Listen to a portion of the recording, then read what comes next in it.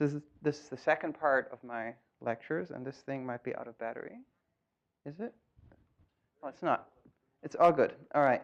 So this second part of my 2 lectures has a second logo here, the LIGO Scientific Collaboration and the Virgo Collaboration, because today I'm wearing my hat, my LIGO hat, and I'll be talking to you about LIGO and gravitational waves and how we can do nuclear astrophysics with gravitational waves from neutron star mergers and perhaps core collapse supernovae. Okay, so gravitational waves, I like this picture. This is when we brought Einstein out to Caltech to try to hire him. So there's Michelson and Millikan, and it didn't work. He went to Princeton, but still gave us his theory that we can use for free. So gravitational waves, there's not much wave-like you can see from that equation, but in fact, it's a really wave equation. It's really a wave equation, and you see that if you linearize it. So you take the metric and you say, well, you know, the metric, actually, my space-time is not that curved. My metric is more like the flat space metric and some metric perturbation. So we do that, we linearize it, sort of go to the weak field limit, and we end up with a wave equation. And that's a wave equation, in case you haven't seen it before. And you know, here's the waves, and this is what sources the waves, the stress energy that sources the wave. And it's an inhomogeneous wave equation, obviously, because we have a source. In some sense, it's very analogous to E&M, where you have, you know, a wave equation, and your source is the inhomogeneity. Gravitational waves are a little different because, you know, GR is a tensor theory, not a vector theory. So you end up with a weird kind of way of oscillation for these gravitational waves. There's basically 2 physical degrees of freedom, the plus polarization and the cross polarization, and it's tensorial, so it'll stretch and squeeze space-time in weird ways. So this is plus and this is cross. And as in E&M, we have to make some gauge choices because there's some coordinate freedoms that we fix. We do that in what we call the transverse traceless gauge. So then we have reduced the gravitational wave field to its physical components. Gravitational waves are of lowest order quadrupole waves, similar to the way electromagnetic waves are dipole waves. Gravitational waves are quadrupole waves, and they're emitted by accelerated spherical mass energy motions. And it's very simple, similar again to E&M, where you have an accelerated charge that gives you your electromagnetic wave. Here you have accelerated mass energy, and has to have a quadrupole component. So in the simplest way, we can write this down as in the quadrupole approximation, where your gravitational wave field hjk is given by the coupling constant g over c to the 4th, which is nasty small, and the mass quadrupole moment tensor, which is this. Oh, this is defocused. Interesting. Anyhow, and so we can do a numerical estimate because this coupling constant seems awfully small. We need to make an estimate of, you know, to get a feeling of how strong these waves are. And we can do that by just, you know, taking a Newtonian quadrupole moment, realizing that since we're taking its second time derivative, this will have the units, the dimensionality of mass times velocity squared. There could be mass times velocity times acceleration. And so you get an estimate for h, which is the gravitational wave strain of that order, put in some numbers. Let's say we have a solar mass of a spherical mass moving at 0.1 the speed of light at a distance of 10 kiloparsecs, and your h is 10 to the minus 19, and that's the relative displacement that the gravitational wave causes. So that's pretty small. That means it's really hard to make these waves, so we haven't figured out a way yet to accelerate a solar mass, so we don't have human-made sources. At least most people don't. My group has it. We have a gravitational wave generator in Tapir. So you can see here's the TT gauge. You can tune in your gravitational waves. It's pretty awfully weak. We have tried to detect this with LIGO. It didn't work. So it's hard to detect, but it has an advantage. The gravitational waves have an advantage because they couple so weakly to matter. They come from very dense, high energy density regions, very dynamical regions to us without being absorbed or scattered or anything by intervening material. So they are just like neutrinos, a perfect way to probe the interior of a core collapse supernova. So I already mentioned it, astrophysical gravitation wave sources, sure core collapse supernovae, but the primary source, in fact, are coalescing binaries. So for example, a binary of two neutron stars or neutron star black hole binary will give you an effective age or an effective relative displacement of 10 to the minus 22 if they're 100 megaparsecs away. They're almost 1 billion times more stronger gravitational wave emitters than a core collapse supernova. Core collapse supernova will do that, well, it's a couple million times. Will give you 10 to the minus 22 if it's at 10 kiloparsecs. So we can see these binaries out to much larger distances and even cosmological distances for black hole binaries. There's other sources. There could be neutron stars with little mountains that give sort of a periodic wave signal, but at a really low amplitude, so you integrate for a long time to find them. Pulsars that glitch, soft gamma repeaters. These are very strongly magnetized neutron stars that once in a while have crust fractures or magnetic field reconfigurations. There's expected to be a cosmological background from inflation, and we've seen some indirect evidence, or well, I guess direct evidence for it from BICEP. Cosmic string cusps, domain wall defects at very early times in the universe could give you gravitational waves. And at low frequencies, of course, double white dwarfs and supermassive black hole binaries. There was a plan to launch a space-based low-frequency gravitational wave detector. It was called LISA before it was killed. Now it's called ELISA for European LISA, or enhanced, or I don't even know what the E stands for right now, but they keep on changing what the E stands for. But eventually, that's a good one. That's a good one. But that actually would have had issues with the galactic white dwarf binaries because they would be a confusion foreground. It would be the first time that a gravitational wave detector has a confusion foreground. So let's look at this emission a little more and just go through a little bit of a calculation. And again, you don't have to take notes. This will be all online. It's what I spent my time from yesterday evening until now, basically, working this out in a simple way. So you have your binary of neutron stars. You have a reduced mass, and you have the sum of the masses. And they orbit, some axis. They have some axis in the center. And these are the coordinates as a function of time. Of course, they're vectors, and they're just at opposite ends of that connecting rod that's not existing, it's just gravity. And A is the separation. And the angle theta, where they are, is given by the orbital frequency times time, given when we start looking at it at time 0. And we can now evaluate what the gravitational wave signal should be by just using the quadrupole moment definition, using the formula I showed you earlier, and just working this out. So we can work out the quadrupole moment. This is just really some mechanics problem that you've done when you computed moments of inertia in physics 1. So you get something where we here have done a transformation. We have used a trig identity to get rid of the cosine squared, and we have a linear dependence now here, just cosine. But you can see it depends, I already depends on twice the orbital frequency. So you write out the entire, this for all components. Of course, z-axis is the vertical, so that's the spin axis of the system. You get a dependence on the reduced mass and the separation squared. And you take the second time derivative of this, and you can see, again, you have the 2 omega t here. So the emission of the gravitational waves will happen at twice the orbital frequency. And this is the actual gravitational wave tensor then. And if you are sitting on the spin axis, along the z-axis of the system, you can write out the 2 polarizations of the gravitational wave immediately. You can see they're basically the same. They're just phase shifted by a bit, by a quarter cycle. Now, these gravitational waves, as Bondi proved in the 50s, actually much later, much after they were proposed, carry away energy.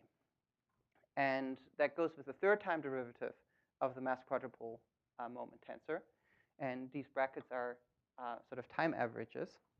And so where is this energy coming from? It's coming from the orbital energy of the binary, which means the orbital separation has to shrink. And one can work this out. It's not a lot. It just takes a little bit of number crunching with, well, not algebraic modifications with Mathematica. So you can get the change of the orbital separation, dA dt, and A as a function of time. So we can compute an estimate of a coalescence time given the system parameters. So we can do that. So the merger time, which is when the separation becomes 0, basically, for a binary of two 1.4 solar mass neutron stars, when they start out at 1,000,000 kilometer separation, which is sort of a typical separation for galactic neutron star binaries, then it will take about 120 million years to merge. Now move those into 1,000 kilometers, and they merge within something like an hour. And if they're within 100 kilometers, they merge within 370 milliseconds. So the rate of orbital decay goes up dramatically as A shrinks.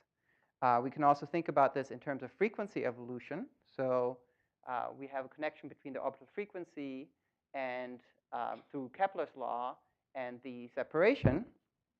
And so we can compute f dot, the rate at which the frequency changes. You can see it's very stiffly dependent on the frequency it's at. So the higher the frequency, the more rapidly it will go up. In LIGO parlance, we often use what's called we call this a chirp. So the frequency goes up as they merge, and we can define a chirp mass, which goes with these factors for convenience, dropping out some stuff. We can actually, turns out, LIGO can measure that chirp mass for a given binary because it shows up in both the gravitational wave amplitude and in the frequency. So we can measure this mass of the system very easily. So here's just a plot of how the frequency of that binary evolves. Let's say LIGO starts observing it at a frequency of something like 10 hertz. Here I picked 11 or something. And then it takes about 100 to 1,000 seconds for the merger to happen. So the binary moves through the frequency band of the LIGO detector, and I'll talk more about that in a moment. And you accumulate most of the information at low frequencies because it goes through the high frequencies so rapidly. So just to show you an example here, actually stole that plot of such a chirp. Here's the frequency low, and as it gets close to merger, it goes up. And you can really hear it. Let's see if this thing works. So this was here, chirp. So is this all made up, or is this real? Well, we haven't detected gravitational waves directly yet, but of course we have indirect evidence from binary neutron stars in the Milky Way, and this is the prediction for the change of the orbital period as a function of time.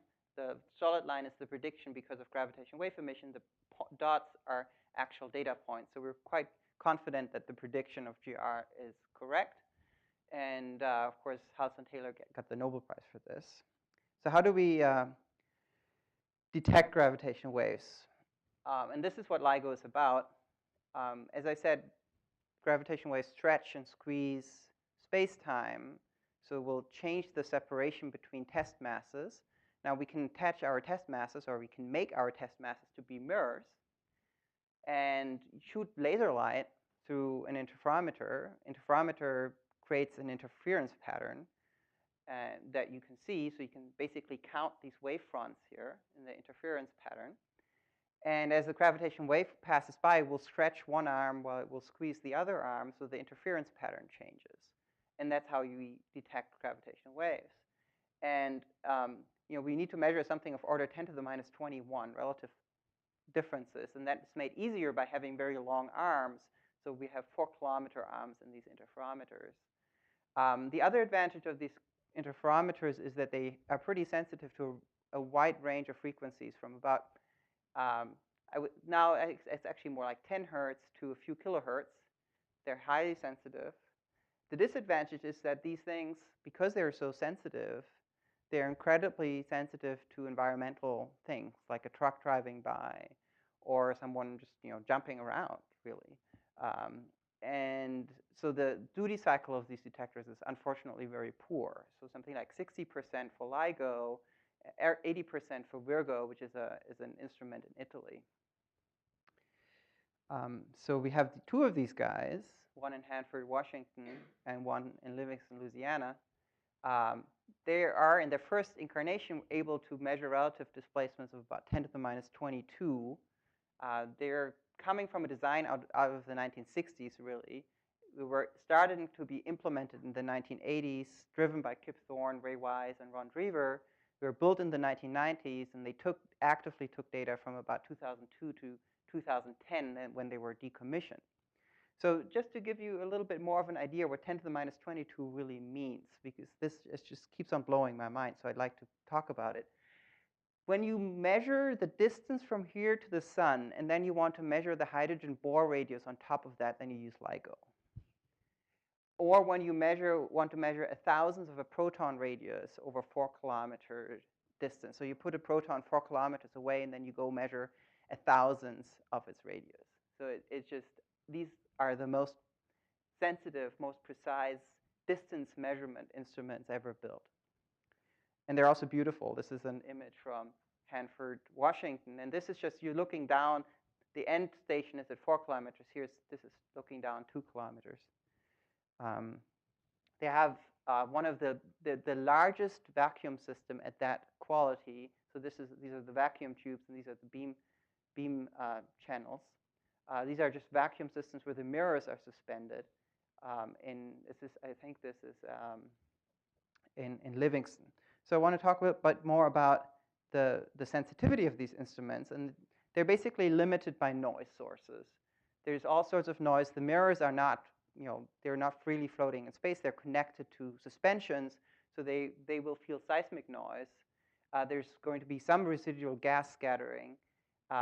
There's going to be fluctuations in the optics. There's just thermal noise in the mirrors, and there's a quantum noise, and that actually LIGO feels that. LIGO gets really close to the quantum limit, and that quantum noise is just that the number of photons that are circulating is limited, and they're finite. So you can decrease that noise. It's just statistical square root of n noise if you just increase the laser power. But then you have other problems because you start, heating up the mirrors. And it was a very construed thing in the initial LIGO. The components weren't fabricated to the amount of laser power they were circulating. So there had to be, the laser power was so high that the mirrors would deform. So they had to have a thermal compensation laser heating them from a different angle to get rid of that deformation. So this is the noise budget of initial LIGO, this was taken 2010, I guess, this thing. And it just shows you the sensitivity. This is a typical LIGO plot. So here's frequency, and here is the noise level. And it's in units of square root hertz. And in this case, it's meters per square root hertz. So you divide this by the length of your interferometer, you get the noise floor. So you divide this by 4 kilometers, you get to 10 to the minus 22. So at low frequencies, it's seismic noise and local gravity gradients that limits the sensitivity. At intermediate frequencies, it's thermal noise in the mirrors. And at high frequencies, it's the quantum noise, the photon shot noise, because the number of photons is limited. So it's instructive because this is all, right here is 100 hertz, 1,000 hertz. It's all audible. So we actually have these little jacks in the control room. We can just plug in our headphones and listen to it. So we can do that now. So this is pretty boring because you're all dominated by the low frequency beating, right? So this is what this is. So what we do, we just bandpass it, right? So we just get the higher frequency stuff. So what you hear there's some white noise, and then there's distinct frequencies, right? These are the violin modes of the mirror suspensions, right? So these are suspended on small fibers, and they have violin oscillation mode, so you can hear it. Yeah. So yes, some of them are. Some of them are not. For example, that thing in that particular day, they didn't actually know what this feature was, but some of the other ones are known. we have another problem, and that's anthropogenic noise. Anthropogenic noise. Someone thought in Hanford it was a good idea to drive a sheriff SUV against the enclosure. No one knows why that happened. But seriously, trains are a big problem. People cutting trees in Louisiana was a problem for a long time. Rush hour on highways were real problems because these instruments are very sensitive, right? That you can basically see you can also see the waves impinging on the shore of the Gulf of Mexico. So it's problematic. These instruments see any earthquake magnitude 4 or greater on Earth. So they see many a day. It took a long time to get down to the design sensitivity in initial LIGO. So these are the different initial LIGO science runs. We had 6 of them. And they started up here, and then over time, they learned to tune the instrument. This was way before I joined the collaboration. I joined in 2009. They learned how to tune the instrument to run it at much better sensitivity and to push down the noise floor. So again, this is the typical LIGO plot. If you want to be up here, if you want to be able to detect something, stuff that's below the noise floor, you won't ever see. But even if you're up here, it's still difficult to detect because here's an example. This is a typical time series of a chunk of LIGO data, and we injected a waveform into it from some binary merger here. This was a precessing black hole neutron star merger. So this was injected, and it's in there. You can't see it. But when you integrate over it, you find it has a signal-to-noise ratio of 10. So even then, you just by looking at it, there's no way. So you need to do signal processing. And the way we look for signals that can be modeled, like a binary in-spiral merger signal, we use a template and actually operate in frequency space. So we convolve the template with the data stream and see when there's a match. It's called match filtering or Wiener filtering. It's a big data analysis challenge. Of course, you have all these transients or noise transients, and you have the downtime. So you want to have a network of multiple of these detectors just to have coverage and be able to compare data. If there is a supernova going off in the Milky Way, you want to be able to compare data between different instruments to make sure you're not looking at some kind of instrumental glitch, but the actual supernova. So in the first generation of this network, there was the 2 LIGOs in the US, Virgo in Italy, a smaller detector, but using more modern technology, GEO 600 in Germany, and a 300-meter detector in Japan, near the center of Tokyo. So that wasn't the best idea. So the next, again, you want to get detection confidence. You get multiple polarizations. For multiple polarizations, you need multiple detectors. You want to be able to point telescopes. And the way you point telescopes is by triangulation, right? There's a difference in signal arrival time between the detectors because they are different locations. So you do triangulation to get some error circle on the sky that you can then trigger the optical astronomers or the X-ray astronomers to go look and point their telescopes. Now, what we're getting into now is advanced LIGO. So this is just a table that compares initial LIGO with advanced LIGO. The 2 biggest changes between initial LIGO and advanced LIGO, they're built in the same vacuum system. But we replace the laser. We go from an initially 10-watt laser to a 180 watts laser. So there will be 700 kilowatts of power circulating through the laser system. We go to heavier test masses, which has the advantage you can better control the noise, the thermal noise, and they're just more sturdy, and they can deal with higher laser power. The coatings is changing, and so on. And there's a complicated optical arrangement that I don't know the details of. Here's just an example of such a mirror here. This is one of these 30 kilograms, 40 kilograms mirrors. And they get bigger as well in diameter. And the surface is polished to better than a nanometer.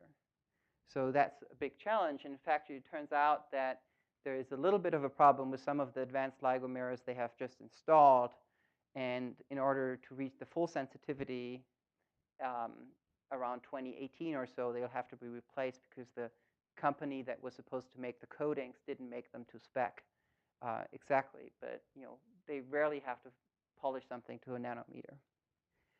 Okay, So we'll have these advanced detectors. While we're upgrading them, we have GEO-600 in AstroWatch in case a galactic supernova goes off. I personally have an agreement with the universe that this won't happen, but you never know. Can't trust this thing.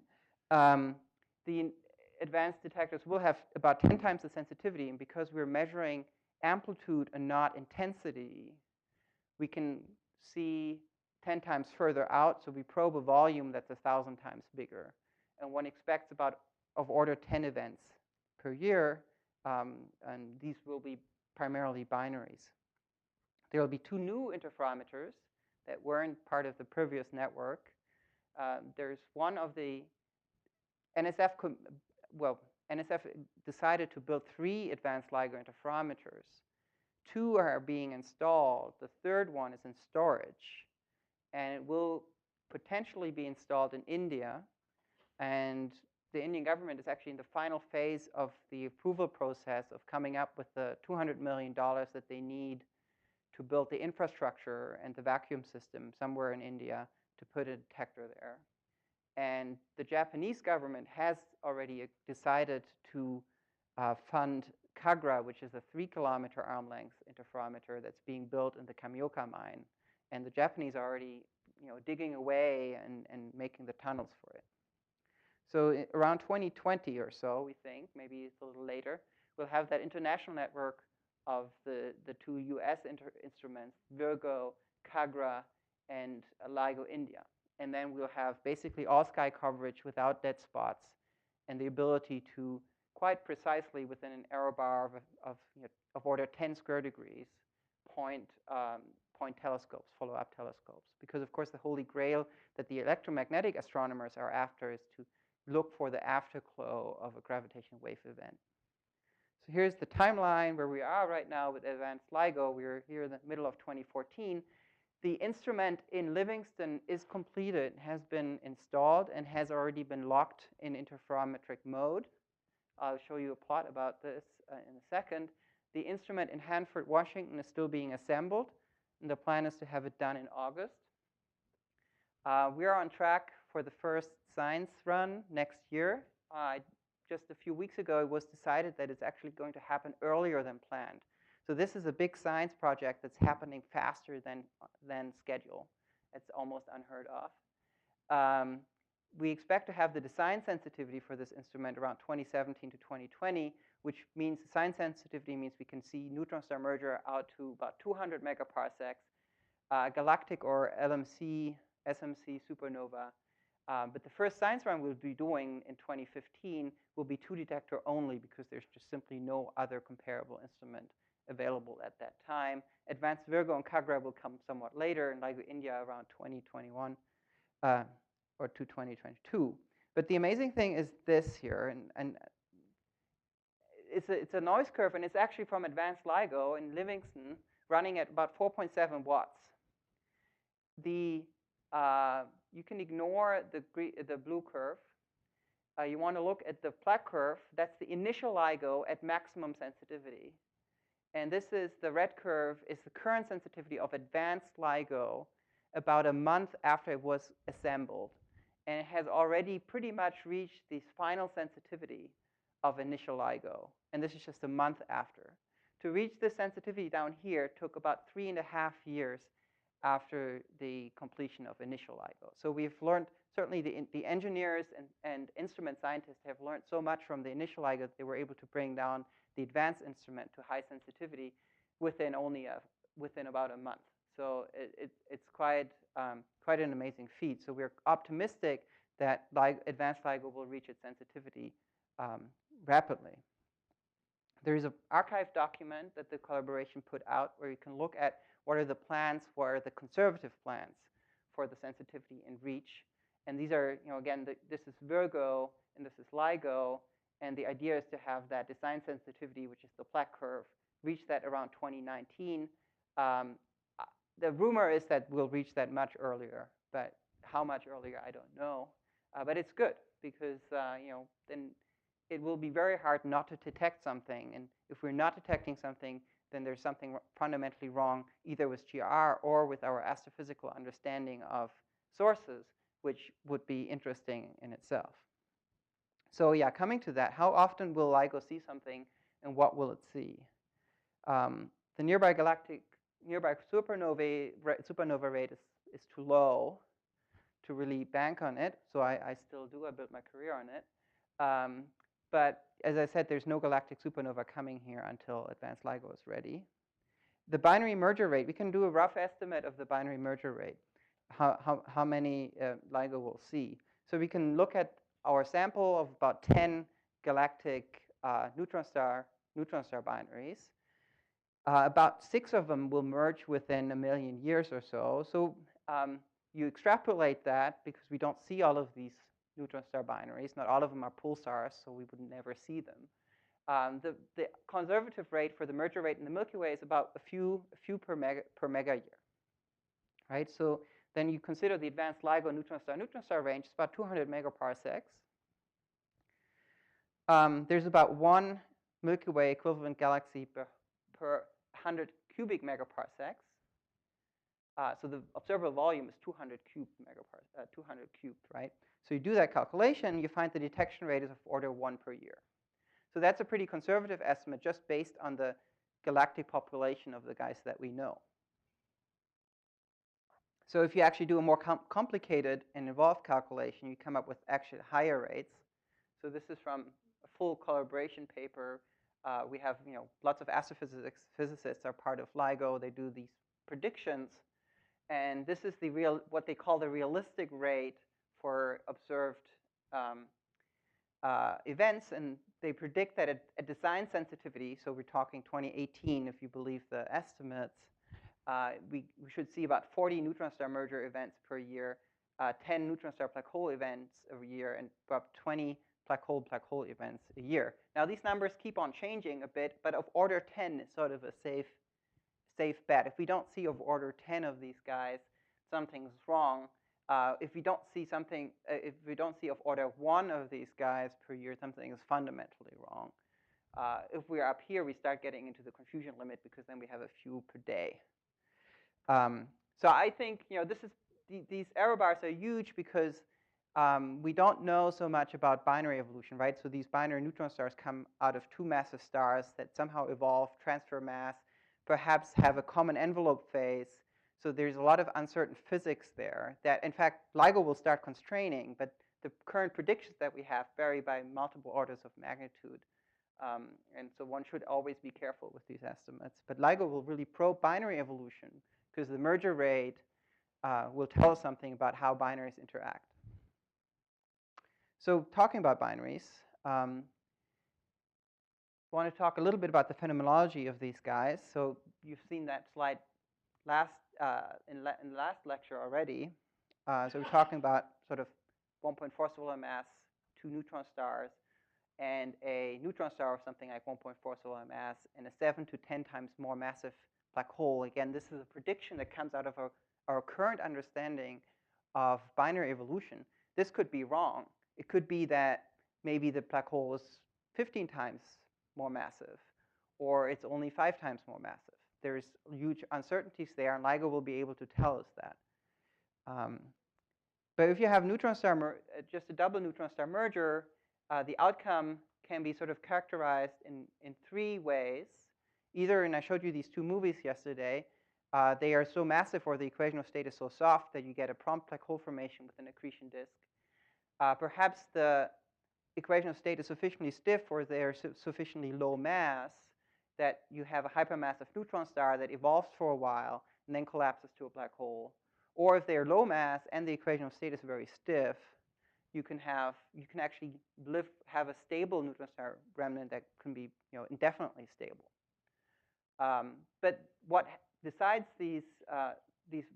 what is happening with them really depends on the total mass of the binary, which is a quantity LIGO will measure, and the nuclear equation of state. And that's one of the things we want to get out of LIGO. So here's just an example from a simulation by my Japanese colleagues. This is with 1 equation of state, but 3 different masses: low mass, medium mass, and a high mass binary. These are gravitational masses. The baryonic masses are here. And up here shows you the central density, the maximum density, the temperature in that simulation, the neutrino luminosity. So first of all, you notice the neutrino luminosity is quite comparable to the core collapse supernova case. So the neutrinos will play a role in the post-merger evolution. They will cool the hypermassive neutron star. They will interact with the material that may be unbound and may be undergoing nucleosynthesis, so it's important to include them. We don't have to worry about detecting them because the neutron star merger rate is really pretty low in the Milky Way. It's unlikely that we'll get one. But it just shows you that the binary mass tells you precisely, well, determines what's happening. It's not precise, but it tells you what's happening.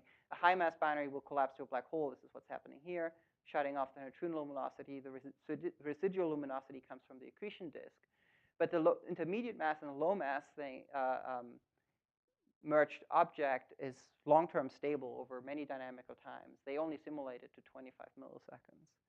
And then what determines what's happening if you have this intermediate stable state, it's neutrino cooling that could take away some of the thermal energy, but it turns out thermal contribution to the pressure is relatively low, just simply because it's nuclear matter where the nuclear component dominates.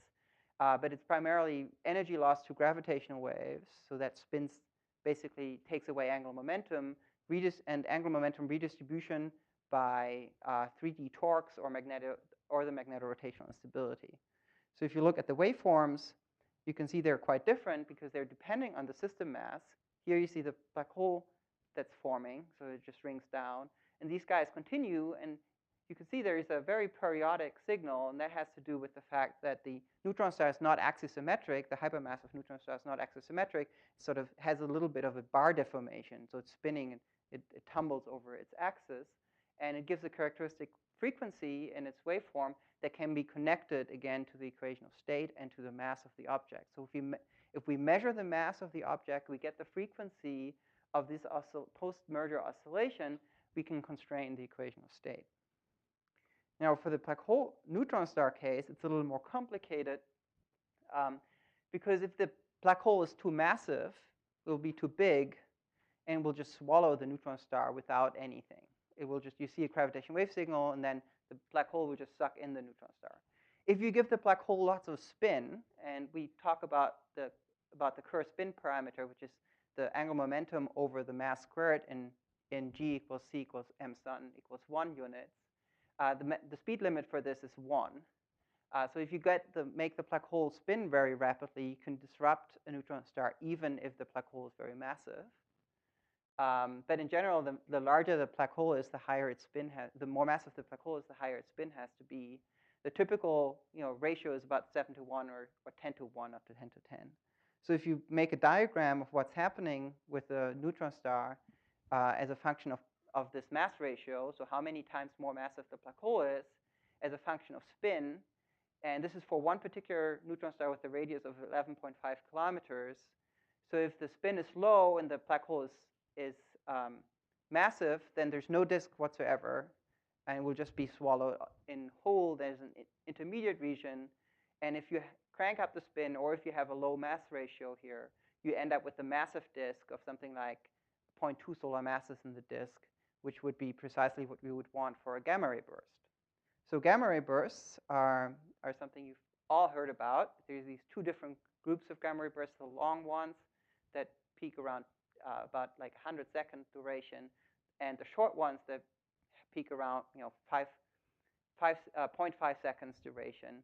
The favorite model for these guys is that there's some relativistic outflow that emits gamma rays. And in a very simplistic picture of the central engine, we say that the short guys, they need about 0.1 to 0.2 solar masses in the disk. They come from neutron star mergers, black hole neutron star mergers. And the more massive guys, the long GRBs, come from some massive star that somehow makes a black hole and has an accretion disk, and then somehow a jet is launched. And while you might find this picture here pretty simplistic, but this is about as well as we understand this. If we think we understand at any higher level, better level than this, what's happening in gamma ray bursts, we're kidding ourselves. We don't know what the central engine really is. We have some hand-wavy ideas and some cartoons that we can draw. That's about it. But we learn from neutron star mergers. We'll actually be able to, from the LIGO signal, if we have both polarization, we'll be able to tell whether we're looking down the system axis or perpendicular to the system axis.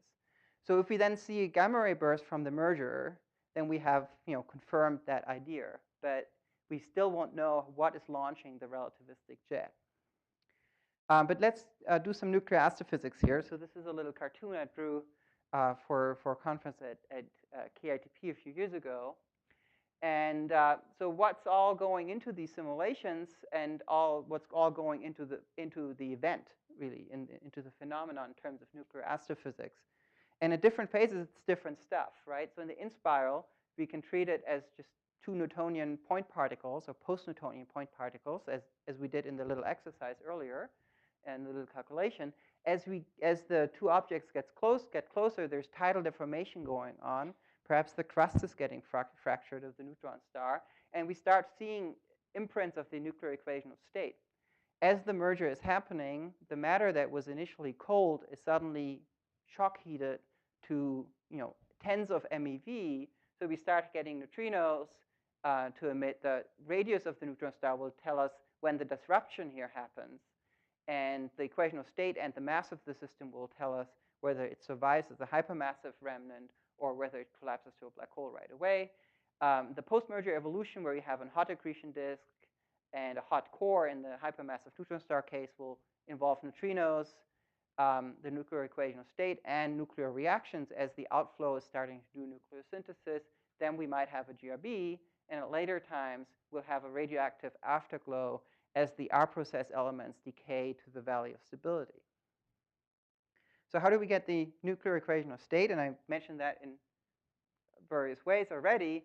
LIGO will measure the Sharp mass, and it will measure the mass ratio. It's very easy to measure the Sharp mass. We'll know that quite well. But to actually get the individual component masses, we'll need to have a high signal-to-noise ratio, because that is a higher order correction to the waveform to get the individual masses. In the late in-spiral, from starting around 400 hertz, the tidal deformation will be sufficiently large that we can actually extract information about the equation of state from this. And after merger, the survival of the hypermassive neutron star will give us a clue about the equation of state. And so will its oscillation frequencies. So here's how we get information about the equation of state from the in-spiral part, from the tidal deformations. There's a quantity called the tidal loft number, which is sort of the tidal deformability of the neutron star. And the quantity LIGO will be able to constrain is lambda, which is proportional to k times the radius of the neutron star to the fifth power. So different equations of state predict different lambdas for different masses of the neutron stars. So again, if we have an equation of state, we figure out a mass, we know its radius, so this is not an unknown here. And for a given equation of state. And here is an example of how the waveforms change as the tidal deformation changes the quadrupole moment of the system, leading to either more rapid or slower orbital decay. So that's this. And this will be possible out to something like 100 megaparsecs if there is a large range in neutron star radii. So you can plot sort of these binary neutron star waveforms on a LIGO sensitivity plot. These are all placed. These are the three waveforms I showed you earlier. They're all placed at 50 megaparsecs. We expect about half an event per year at 50 megaparsecs. Frequency, here's the sensitivity again. Here's how long they spend in the various frequency bands. And this is the post-merger stuff where all the messiness happens at high frequency. And these are the peaks of the post-merger oscillations of these guys. So LIGO will tell you the in-spiral total mass and the mass ratio pretty early on. There's low latency analysis pipelines running all the time on the data, trying to figure out as early as possible what's the mass and the mass ratio. We'll have tidal deformations in that frequency regime where we can start constraining the equation of state, and then we get constraints from the post-merger oscillations from the m equals 2 f mode in the hypermassive neutron star. So that's a lot of information. And of course, a single event, even if it's a high signal-to-noise ratio, won't allow us to really constrain the equation of state. But what we hope for is hundreds of events, and then we'll be starting to do significant analyses and narrow down neutron star radii, for example, and that will help constrain the equation of state. For the black hole neutron star case, it's very similar. We get mass and mass ratio. The tidal deformations during the late inspiral are going to be much smaller because the black hole is expected to be quite large. So at the point of merger, the tidal deformation won't be large because they don't get close to each other. The neutron star is disrupted, and if that's happening, we can see the cutoff frequency when the wave signal ends, and that depends on the neutron star radius. So here's a plot from François Foucard, a paper we put out last year where we ran a black hole neutron star merger simulation with a 12 solar mass a 12 kilometer neutron star and a 14 kilometer neutron star. And you can see that the pre-merger signal is pretty much the same, but you get the cutoff a little earlier in the more extended neutron star. They had the same mass. So this is where black hole neutron star mergers come in.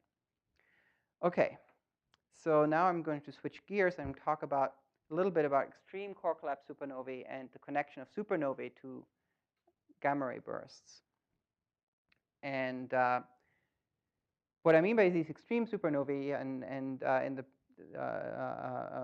you've already heard about them, are these type 1c broadline supernovae that are broadline because they have relativistic outflows. Sometimes they have 10 times the typical supernova explosion energy. They make up about 1% of all supernovae. And 10% of these engine-driven supernovae, or hypernovae, are associated with gamma ray bursts, with the long gamma ray bursts. And this is the most famous one. It was the first one that was identified, supernova 98BW. And this is the error circle for the gamma ray burst, and this is the supernova here. So there is some connection to gamma ray bursts.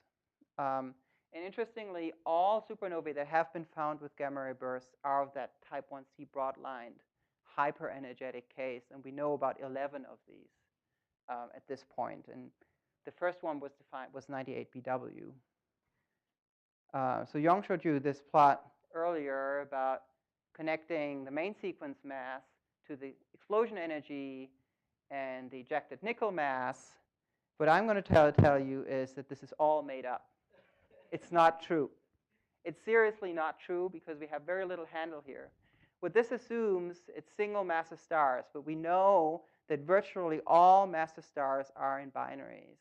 So a lot of that systematics comes about because of binary evolution, possibly mergers in evolved binaries. So the direct connection at this point between a main sequence mass and an outcome, or to say a star that's more massive than 25 solar masses forms a black hole, that's just kidding ourselves. It's fooling ourselves because we have no clue. There's some indication that some stars are harder to explode than other stars, but even that is just an indication. It's not quantitative. Any quantitative connection between main sequence mass and outcome is right now completely impossible. Here's a plot of a parameter that we thought came up with to measure explodability, or say what is easier to explode, what is harder to explode. Obviously, the higher the accretion rate is that rains down onto the shock, the harder it will be to blow it up. And there's this critical curve kind of thing where you have a certain neutrino luminosity and a certain accretion rate, and you can prove that there's a point where once you're above that curve, there's no stable solution, you get an explosion. But unfortunately, the accretion rate doesn't one-to-one translate into accretion luminosity, so it's quite, well, at least from the simulations, it appears that as the accretion rate gets up, it gets harder to explode. So this quantity C basically tells you the accretion can be directly connected to the free fall time and to the accretion rate. So there's going to be some spots in this main sequence. This is 0H main sequence. These are the mass. These are the quantity. Is this quantity at the onset of core collapse? So there'll be some regions. The larger this number is, the harder it is to blow up. And here we pick two different incarnations of that measure, where m is the mass and solar masses, where we take this, which is basically the radius that includes a certain mass that we pick. So there will be some humps where it's harder to explode, but there's no reason to suspect that, let's say, an 80 solar mass star should make a black hole more likely than a 20 solar mass star or something like that. But again, this doesn't even include binarity. So if you have binary mass transfer, this all will be mixed up, and the connection between Sam's mass and the actual outcome will be even harder to establish. So this is just a point of caution. We don't understand the connection between progenitor mass and outcome. Some of the data points actually was from the progenitor observation. For example, 87A is different. Yeah, so at least you have to use that guy. 87A is different. These guys here, they are so far away, we have no clue about them. That I agree, but I think 87A is right. And also the low guys, the 93J and 94I, I think they all have the progenitor. Right, but again, there's the error bars are probably an underestimate because they don't take into account binarity very well. 93J may be the only one that takes into account binarity because that was a binary. We know that.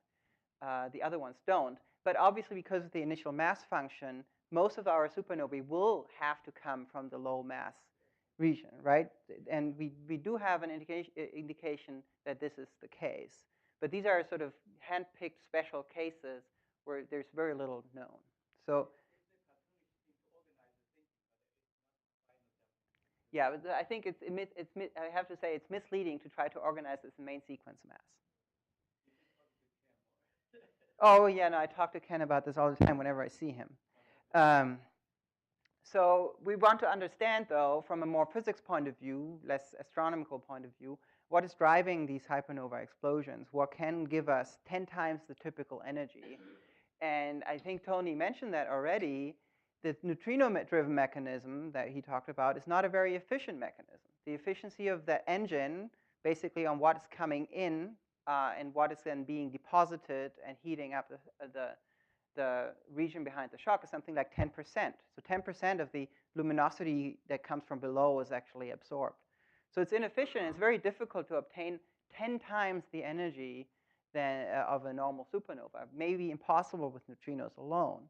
So what people have been proposed is that, well, just give the thing rapid rotation and very strong magnetic fields, and you make a jet, and you make a hypernova, and if you want to then explain a faint explosion, you make a weak jet or something like that. Well, we'll see about that. And how is then that connected to gamma ray bursts? And I have a little cartoon for that too. So you have here your scenario where if you're stalled shock, then you revive the shock, you make a supernova explosion, or you have no revival and you make a black hole, which then we might call collapsar. So you go further in your diagram. The supernova explosion may leave a neutron star, or the explosion may be very aspherical or weak, and then stuff is raining down on the protoneutron star, making a black hole through fallback accretion. In the other case, if the angular momentum distribution is such that there's no accretion disk forming around the black hole, then nothing can happen. Stuff just falls into the black hole. The envelope might get ejected, and you might get a weak transient from that. And that's something Elizabeth worked on here. And if you have sufficient angular momentum making accretion disk, you might get a GRB through the collapsar picture. But all hope is not lost for these guys up here. If the neutron star happens to be spinning very rapidly, it might drive a jet through its magnetic wind, and you get a millisecond magnetar gamma ray burst in the picture proposed by Bucchiantini and Metzger. Or again, after fallback, you make an accretion disk and you get a collapsar type 2 proposed by Woosley et al. So there's these two pictures for making GRBs and making energetic explosions. And they both depend on very rapid rotation, and they depend on magnetorotational coupling of somehow extracting spin energy from a black hole or extracting spin energy from a millisecond protomagnetar. So how do we get such a protomagnetar, for example? We just look at angular momentum conservation. If this is the plot radius, and this is angular velocity. And these are the initial profiles from some stellar evolutionary model. I think these are all coming from Woosley et al. 2007 or 2006. So they have some initial spin, and because there's angular momentum conservation, after bounds, the angular velocity is much higher, about a factor of 1,000 spin up. And you can see the rotation is very differential. And at fixed total angular momentum, the lowest energy state of a rotating body is uniform rotation. So there's free energy in here that can be tapped by anything that operates on rotational shear, so d omega dr. And one such mechanism is the magnetorotational instability that can extract spin energy from differential rotation and dump it into magnetic field. And then the theory is, or again, it's the hand-wavy level at which we are at, is that we can get a very strong magnetic field this way and then drive a jet. And it's the basis of what we call the magnetorotational mechanism, and it has been studied by a number of people. And you take rapid rotation, you take a strong magnetic field, you end up getting nice energetic explosions, and the result may be a millisecond protomagnetar and perhaps a gamma ray burst later on. The only caveat is that you need to have high core spin and you need to have the magnetorotational instability to work. But this has to work only for 1% of all supernovae. We can perhaps wave our hands and say, well, maybe 1% of these massive stars have sufficient spin to do that. So all is great, right? So we were pretty happy with this idea. We do a simulation. We do the simulation in 2D. This is a pretty old simulation. Rapid rotation, the shock stalls, and eventually you get a jet driven by magnetic pressure gradients, really, and that's being confined by the magnetic field and by the pressure from the stellar envelope. And it's all, everybody's happy. You make an energetic explosion. So this simulation doesn't go out sufficiently far to say something robust about the explosion energy, really. But it's great. You don't even need a black hole. You have a protomagnetar, and you make your explosion. And later on, you might make a gamma ray burst once you've gotten rid of all the baryons in your polar regions.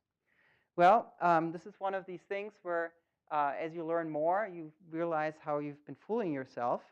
You do the simulation now in 3D. Okay, this is the same kind of simulation, a little bit different initial conditions. This is work done actually that we did at Caltech. Postdoc Philip Mesta did this. And I'm showing the same simulation here, basically artificially constrained to being 2D, and here being in full 3D. And you'll see that the 2D result is not quite robust when you go to 3D. Everything is identical. The only thing that we impose symmetries here.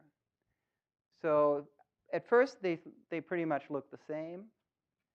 And then over time, you get a little jet in your 2D simulation or your symmetric simulation, whereas this is not happening in 3D. Something else is happening. There's a sloshing mode in 3D that is to some extent related to the Stasi, but it's actually driven by a kink instability that I'll talk about in a second. So in 3D, you don't get a nice jet. The jet wants to develop in 3D, but it fails to do so. And why does it fail? It has to do with something, and we realized that only later. It has to do with something that actually is seen by people who try to do magnetically confined fusion. If you have a strong toroidal field, dominant toroidal field, you have a little bit of a poloidal, sort of a C component in your magnetic field, but primarily a phi component. Then that is an unstable situation. You can get what's called a screw pinch kink instability, where you basically have like a phone cord type of thing where you increase the pressure on one side and the phone cord pops out the other side. And that's really what's happening in this situation. You have a very strong toroidal field near the protomagnetar, near the protoneutron star. And that field is unstable. It starts wobbling. And this wobbling destroys the nice motion of the jet that if you don't allow that wobbling, which you do in 2D, then you get a jet. If you have the wobbling, you destroy the jet. And just to show you how this looks in 3D, here's a volume rendering. And what I'm visualizing here is the plasma beta, which is the gas pressure over magnetic pressure. So bright regions will be magnetically dominant, dark regions and blue regions are fluid gas dominated. So initially, you can see it's, of course, gas dominated. It looks like it wants to make a jet. But then you have these magnetic flux channels that are wound around about the axis in a spiral way. And that's the instability that's going on. And it pushes out high magnetic flux tubes, so to speak, but they're not in a collimated way. There's still stuff being pushed out along the polar direction, making sort of large-scale lobes, but it doesn't make a jet. It's not a nice collimated outflow. And also what you see here, it sort of reaches a steady state. It doesn't run away, so we don't actually have an explosion happening here. We just have these highly magnetized lobes of magnetically buoyant material that pushes out the shock a little bit, but it actually doesn't lead to an explosion. So what we hypothesize is there are two things that can happen. We were able to run this out to about 200 milliseconds after bounds. Two things that can happen. Either this thing sits there, the accretion rate eventually goes down, and it actually takes off as a runaway explosion, which will not be a jet. It will be something that is probably aspherical, but not more aspherical than a normal supernova would be. Or the explosion actually fails, and the accretion that's still going on here on the equator pushes the protoneutron star over its maximum mass. You get a black hole. Everything will fall hyperaccrete into the black hole until there is an accretion disk, and you're back to the collapsar picture. So Stan Woosley was really happy about this because it brings back the idea that perhaps there needs to be collapsars. You can't just make gamma ray bursts with protomagnetars. Yeah, so as I said, the yellow regions are very small beta, so magnetically dominated regions. Down here is fluid dominated. The blue stuff is fluid dominated. Black stuff is also fluid dominated. So what's the consequence of that? If the explosion fails to develop, we get black hole formation. The millisecond protomagnetar scenario might not work because we've already studied a case where the initial magnetization is so high that you get the jet really early on in 2D. If you take any longer, the instability timescale will always kill the jet. So type 1Cs might indeed be coming from collapsars, and there might just be a range of strengths of these explosions. Some of them make gamma ray bursts, others don't, depending on the details of the black hole mass, the accretion disk mass, the accretion rate, and things like that. And this is a Chandra image or a composite image of a supernova remnant in the Milky Way, W49b. And this was described in a paper by Laura Lopez, who's right now at MIT. And I think she's going to Ohio State or something like that. And she did deep X-ray observations of the supernova remnant. It's a relatively new supernova remnant, like 1,000 years old. So the neutron star couldn't have moved out of the remnant. But what she found is that there's no neutron star cooling model that would predict a lower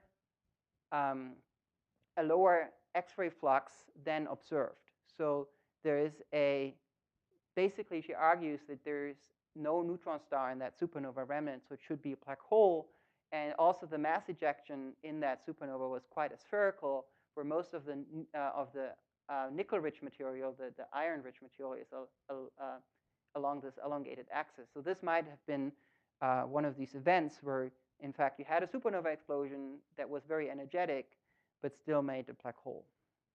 So I think with this, I will stop. I have more slides on gravitational waves from core collapse supernovae, but I think I've taken enough of your time. Thank you.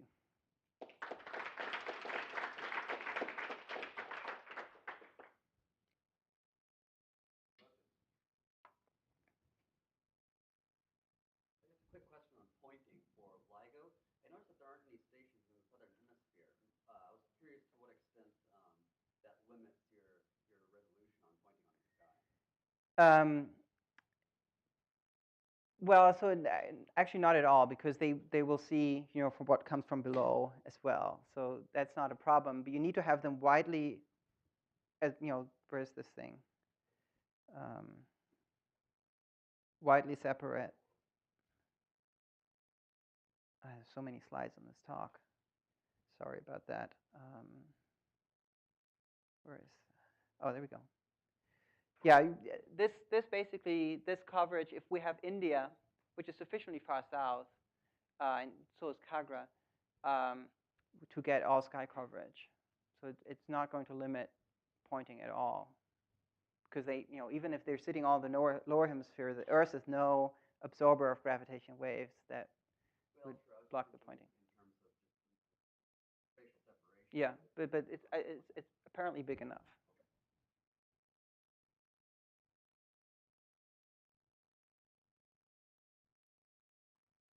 I have a question about advanced LIGO data analysis.